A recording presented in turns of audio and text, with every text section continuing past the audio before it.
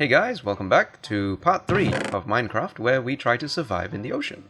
In this final episode, what we're going to be doing is finding some food, developing a renewable fuel source, and doing some treasure hunting, since I do have some maps in the chests here. But the first thing we're going to do is get some planks, because I just want to have a backup supply of fuel just in case I miscalculate and completely run out of kelp.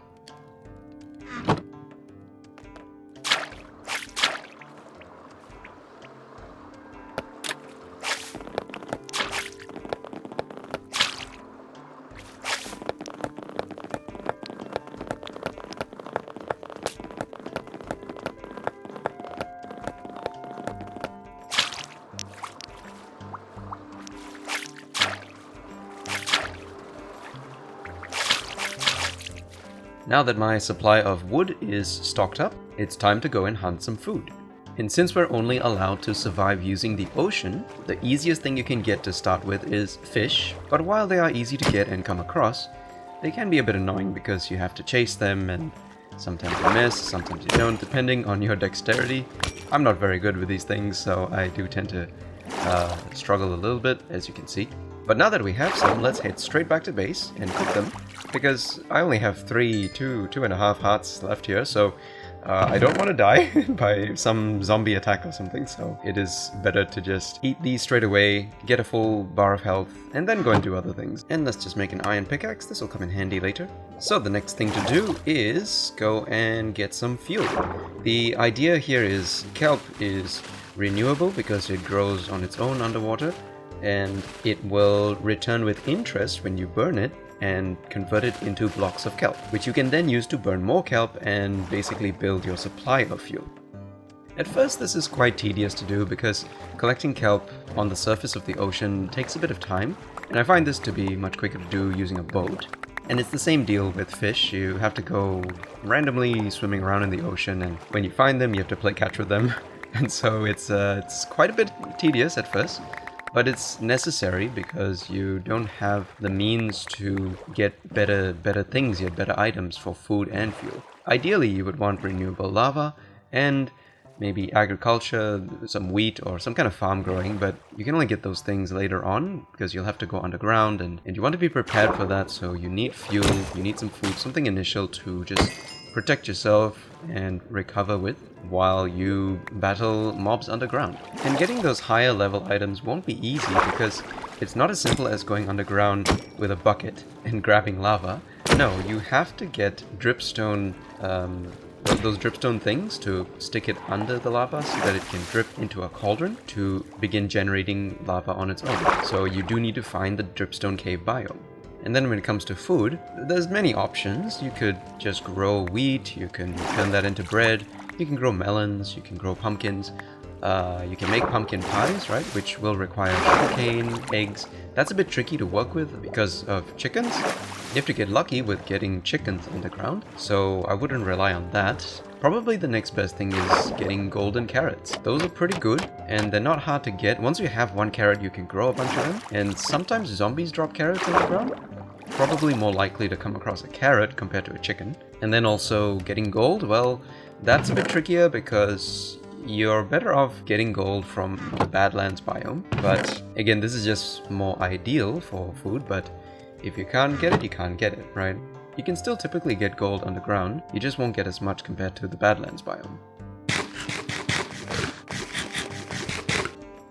But now that we have enough of everything we need, let's go and have some fun. I thought it would be good to finish off this episode with a bit of treasure hunting, so we're just gonna grab one of these maps. This one seems a bit closer, and off we go.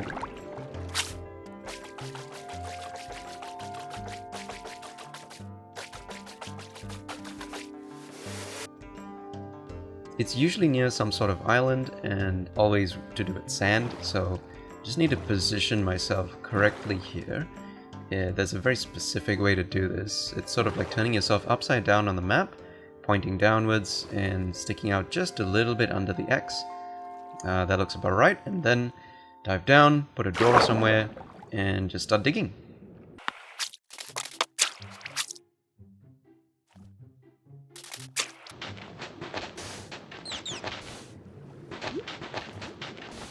Dolphin! What are you doing here? Have you come to help me find treasure? Or you're just here to get my sand blocks? I think you're here to get my sand blocks, aren't you? He just wants to play, guys. But please, stay out of my way, please. I don't want to hit you by accident. Okay, he probably just came to say hi.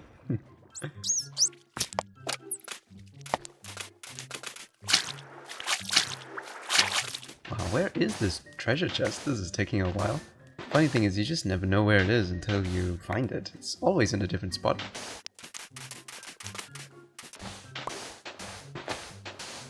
Ah, here we go.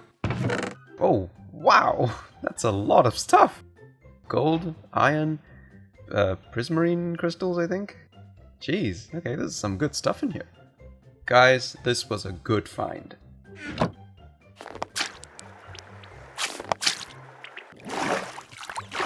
Now, before we head back, I do see some zombies catching fire up there, so let's just go and get some zombie meat if they've dropped any.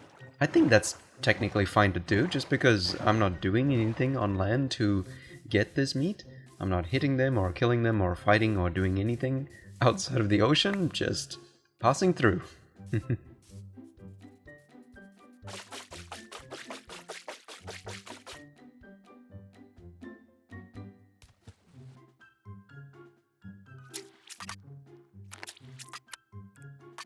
Okay, so we're back at base, and it's just about time to end this video, but before I do that, just going to redesign the engineering here a bit for the furnace.